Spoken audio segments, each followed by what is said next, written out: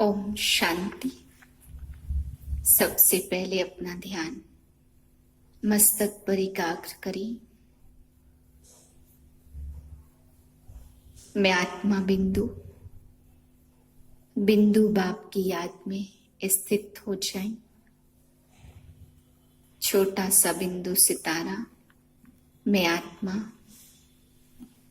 अपने पिता शिव परमात्मा ज्योतिर्बिंदु स्वरूप को अपने मन की आंखों से देख रही हूं। उनकी दिव्य प्रकाश की किरणें मुझ ज्योतिर्बिंदु आत्मा में पड़ रही हैं।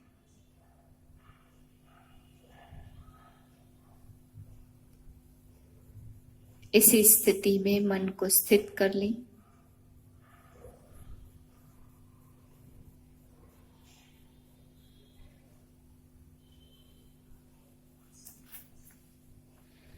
तेरह 10/2020 के भावाक्य हैं। आज बाबा हम बच्चों को समझा रहे हैं कि बच्चे, मैं तुम्हें ऐसी नॉलेज देता हूं जिससे तुम मोह जीत बन जाते हो, क्योंकि मैं ही तुम्हें रहस्य बताता हूं। इस ड्रामा में हर आत्मा का पार्ट अविनाशी है, किसी की भी मृत्यु नहीं होती है। आत्मा एक चोला बदल करके दूसरा लेती है, अविनाशी पार्ट बजाती है।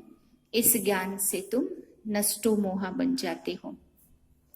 फिर बाबा ने आज हम बच्चों को समझाया कि आज के साधु और सतयुगी देवताओं की महिमा अलग अलग है। आज के साधुओं की महिमा में कभी भी सर्वगुण संपन्न, संपूर्ण निर्विकारी, संपूर्ण अहिंसक ऐसे शब्द नहीं कह सकते, लेकिन देवताओं की महिमा में है सर्वगुण संपन्न, संपूर्ण अहिंसक। बाबा ने कहा बच्चे, हिंसा एक जो हाथ उठाते हैं, दूसरी हिंसा है काम कटारी विकारों में जाना, यह भी हिंसा है। जो इन दोनों हिंसाओं का त्याग करे तभी देवता बन सकते। फिर बाबा ने कहा बच्चे, बालक तो इनोसेंट होते हैं, तो बालक आज के महात्माओं से भी बहुत ऊंचे हैं, क्योंकि विकारों के मामले में वे बिल्कुल ही इनोसेंट हैं। मीठे बच्चे, बाप आए हैं तुम्हें घर की राह बताने। तुम आत्माभिमानी होकर रहो तो यह राह सहज देखने में आएगी। प्रश्न बाबा ने पूछा, संगम पर कौन सी ऐसी नॉलेज मिली है जिससे सतयुगी देवताएं मोहजीत कहलाए? उत्तर है, संगम पर तुम्हें बाप ने अमर कथा सुनाकर अमर आत्मा की नॉलेज दी है। ज्ञान मिला यह अविनाशी बना बनाया ड्रामा है। हर एक आत्मा का अपना अपना पार्ट है, एक शरीर छोड़ दूसरा लेती, इसमें रोने की दरकार नहीं है। खुशी से पुराना चोला छोड़ नया लेते हैं, इसलिए सतयुगी देवताओं को मोहजीत कहा जाता। वहां मृत्यु का नाम नहीं है। गीत है, नयनहीन को राह दिखाओ प्रभु, पग पग ठोकर खाऊं। ओम शांति। मीठे मीठे रूहानी बच्चों प्रति बाप कहते कि राह तो दिखलाता हूं, परंतु पहले अपने को आत्मा निश्चय कर बैठो, आत्माभिमानी होकर बैठो, तो फिर तुमको राह बहुत सहज देखने में आएगी। भक्ति मार्ग में आधा कल्प ठोकरें खाई है, भक्ति मार्ग की अथाह सामग्री है। अब बाप ने समझाया बेहद का बाप एक ही है। बाप कहते हैं तुमको रास्ता बता रहा हूं। दुनिया को यह भी पता नहीं है कौन सा रास्ता बताते हैं। मुक्ति, जीवन मुक्ति, गति सदगति का मुक्ति कहा जाता है शांति धाम को। आत्मा बिगर शरीर कुछ भी बोल नहीं सकती है। कर्मेंद्रियों द्वारा ही आवाज होता है, मुख से आवाज होता है। मुख ना हो तो आवाज कहां से आएगा?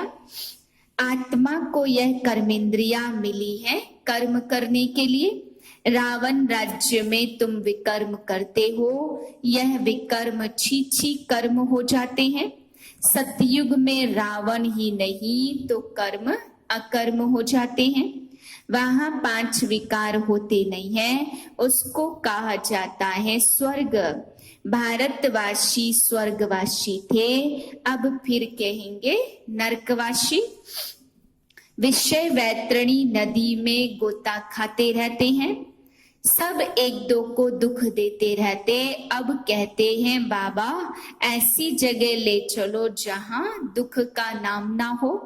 वह तो भारत जब स्वर्ग था तब दुख का नाम नहीं था, स्वर्ग से नरक में आए अब फिर स्वर्ग में जाना है, यह भी एक खेल है। बाप ही बच्चों को बैठ समझाते, सच्चा सच्चा सत्संग यही है। तुम यहाँ सत बाप को याद करते हो, वही ऊंच ते ऊंच भगवान है, वह है रचता उनसे वर्षा मिलता है। बाप ही बच्चों को वर्षा देंगे, हद का बाप होते हुए भी फिर याद करते हैं हे भगवान, हे परम पिता परमात्मा रहम करो। नई दुनिया को कहा जाता सतो प्रधान। आत्माएं तो महान आत्माएं तो जन्म लेते, फिर बड़े होकर विकारों का अनुभव करके घर बार छोड़ जाते। छोटे बच्चे को तो विकारों का पता ही नहीं है। देवताएं होते हैं सतयुग में, यहाँ कोई भी अपने को देवता कहला नहीं सकते। समझते हम नीच पापी विकारी हैं, तुम कहेंगे हम देवता धर्म के हैं, तो भी हिंदू में लगा देंगे। कहेंगे हमारे पास कॉलम ही हिंदू धर्म का है, पतित होने के कारण अपने को देवता हम कह नहीं सकते। अभी तुम बच्चे जानते हम पूज्य देवता थे, अब पुजारी बने हैं। साकारी बाप के होते हुए भी परम पिता को याद करते, तो वर्षा बाप से मिलता है। पति और पत्नी हाफ पार्टनर होते हैं, तो उनको आधा हिस्सा मिलना चाहिए। पहले आधा निकाल, बाकी आधा बच्चों को देना चाहिए। परंतु आजकल तो बच्चों को ही सारा धन दे देते, कोई कोई का मोह बहुत होता है। समझते हैं हमारे मरने के बाद बच्चा ही हकदार रहेगा।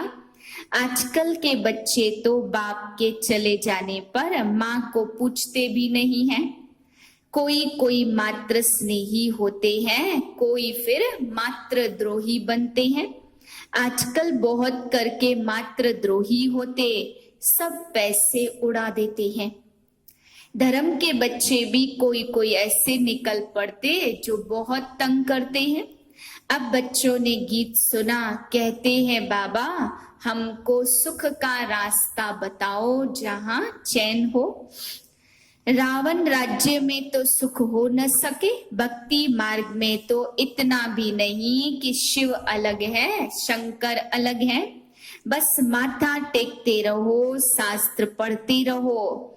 अच्छा इससे क्या मिलेगा, कुछ भी पता नहीं है। सर्व के शांति का सुख का दाता तो एक ही बाप है। सतयुग में सुख भी है तो शांति भी है। भारत में सुख शांति थी, अब नहीं है, इसलिए भक्ति करते दर दर धक्के खाते रहते हैं। अभी तुम जानते हो शांति धाम सुख धाम में ले जाने वाला एक ही बाप है। बाबा हम सिर्फ आपको ही याद करेंगे, आपसे ही वर्षा लेंगे। बाप कहते देह सहित देह के सर्व संबंधों को भूल जाना है। एक बाप को याद करना है, आत्मा को यहाँ ही पवित्र बनना है।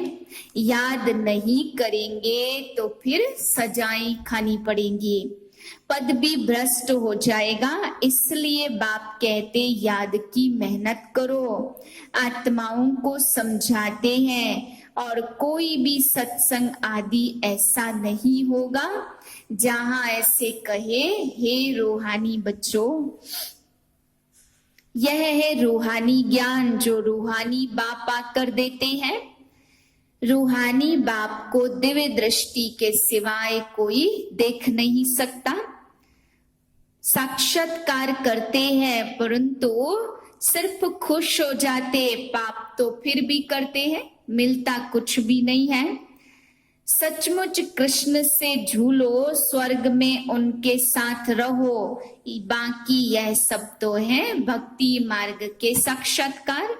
तुम्हारी आत्मा देवता धर्म में थी, भारतवासियों को यह पता नहीं है कि राधे कृष्ण आपस में क्या लगते थे, अलग अलग राजाई के थे। फिर स्वयंवर बाद लक्ष्मी नारायण बनते हैं।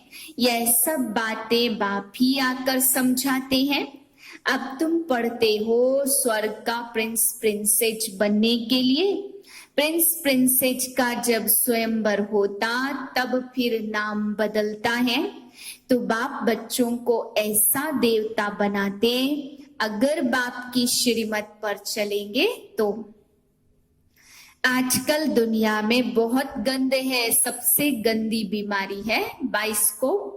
अच्छे बच्चे भी बाइस्कोप में जाने से खराब हो पड़ते, इसलिए बीके को बाइस्कोप में जाना मना है।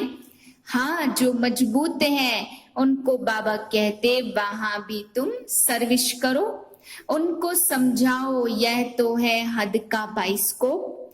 एक बेहद का बाइस्कोप भी है, बेहद के बाइस्कोप से ही फिर यह हद के झूठे बाइस्कोप निकले हैं। अभी तुम बच्चों को बाप ने समझाया, मूल वतन जहां सभी आत्माएं रहती हैं, फिर बीच में है सूक्ष्म वतन, यह है साकार वतन। खेल सारा यहाँ चलता है, यह चक्र फिरता ही रहता। तुम ब्राह्मण बच्चों को ही स्वदर्शन चक्रधारी बनना है, देवताओं को नहीं। परंतु ब्राह्मणों को यह अलंकार नहीं देते क्योंकि पुरुषार्थी हैं। आज अच्छे चल रहे हैं, कल गिर पड़ते हैं, इसलिए देवताओं को दे देते। कृष्ण के लिए दिखाते हैं स्वदर्शन चक्र से अकासुर बकासुर आदि को मारा। अब उनको तो अहिंसा परमो धर्म कहा जाता, फिर हिंसा कैसे करेंगे। यह सब भक्ति मार्ग की सामग्री है, जहां जाओ शिव का लिंग ही होगा। सिर्फ नाम कितने अलग अलग रख दिए हैं। मिट्टी की देवियां कितनी बनाते, श्रृंगार करते, हजारों रुपया खर्चा करते। उत्पत्ति की फिर पूजा करेंगे, पालना कर फिर जाए डुबो देते। कितना खर्चा करते गुड़ियों की पूजा में, मिला कुछ भी नहीं। बाप समझाते यह सब पैसे बर्बाद करने की भक्ति है। सीढ़ी नीचे उतरते आई है। वह लोग तीजरी की कथा, अमर कथा सुनाते हैं, परंतु सच्ची कथा तो पता ही नहीं है। अभी तुम सच्ची अमर कथा सुन रहे हो, अमरपुरी का मालिक बनने के लिए। जिनकी अनेक मतें होती, वह हर एक की मत अपनी अपनी है। एक संतोषी देवी है जिसकी पूजा करते। अब संतोषी देवियां तो सतयुग में हो सकती हैं, यहाँ कैसे हो सकती। सतयुग में देवताएं सदैव संतुष्ट रहते, यहाँ तो कुछ न कुछ आश रहती है, वहां कोई आश नहीं होती। बाप हमको संतुष्ट कर देते हैं, तुम पदम पति बन जाते हो। कोई अप्राप्त वस्तु नहीं रहती जिसकी प्राप्ति की चिंता हो। तुम बच्चों को 21 जन्म के लिए खुशी की खुशी देते हैं, ऐसे बाप को कितना याद करना चाहिए। याद से ही तुम्हारे पाप भस्म होंगे। यह सब समझने की बातें हैं। जितना औरों को ज्यादा समझाएंगे उतना प्रजा बनती जाएगी और ऊंच पद पाएंगे। यह कोई साधु आदि की कथा नहीं है, भगवान बैठ इनके मुख द्वारा समझाते। अभी तुम संतुष्ट देवी देवियां बन रहे हो। अभी तुमको व्रत भी रखना चाहिए, सदैव पवित्र रहने का, क्योंकि पावन दुनिया में जाना है तो पतित नहीं बनना है। बाप ने यह व्रत सिखलाया। मनुष्यों ने फिर अनेक प्रकार के व्रत बनाए हैं। अच्छा, मीठे मीठे सिके लधे बच्चों प्रति माता पिता बाप दादा का याद प्यार गुड मॉर्निंग। रूहानी बाप की रूहानी बच्चों को नमस्ते। हम रूहानी बच्चों की रूहानी बाप को नमस्ते। धारणा के लिए है पहली पॉइंट, एक बाप की मत पर चल, सदा संतुष्ट रह, संतोषी देवी बनना है। यहाँ कोई भी आश नहीं रखनी है, बाप से सर्व प्राप्तियां कर पदम पति बनना है। दूसरी पॉइंट, सबसे गंदा बनाने वाला बाइस्कोप सिनेमा है, तुम्हें बाइस्कोप देखने की मना है। तुम बहादुर हो तो हद और बेहद के बाइस्कोप का राज समझ, दूसरों को समझाओ, सर्विस करो। वरदान है फुल स्टॉप की स्टेज द्वारा प्रकृति की हलचल को स्टॉप करने वाले प्रकृतिपति भव। वर्तमान समय हलचल बढ़ने का समय है। फाइनल पेपर में एक तरफ प्रकृति का, दूसरी तरफ पांचों विकारों का विकराल रूप होगा। तमोगुणी आत्माओं का वार और पुराने संस्कार सब लास्ट समय पर अपना चांस लेंगे। ऐसे समय पर समेटने की शक्ति द्वारा अभी अभी साकारी, अभी अभी आकारी और अभी अभी निराकारी स्थिति में स्थित होने का अभ्यास चाहिए। देखते हुए ना देखो, सुनते हुए ना सुनो। जब ऐसी फुल स्टॉप की स्टेज हो तब प्रकृति पति बन प्रकृति की हलचल को स्टॉप कर सकेंगे। स्लोगन है निर्विघ्न राज्य अधिकारी बनने के लिए निर्विघ्न सेवाधारी बनो। निर्विघ्न राज्य अधिकारी बनने के लिए निर्विघ्न सेवाधारी बनो। ओम शांति।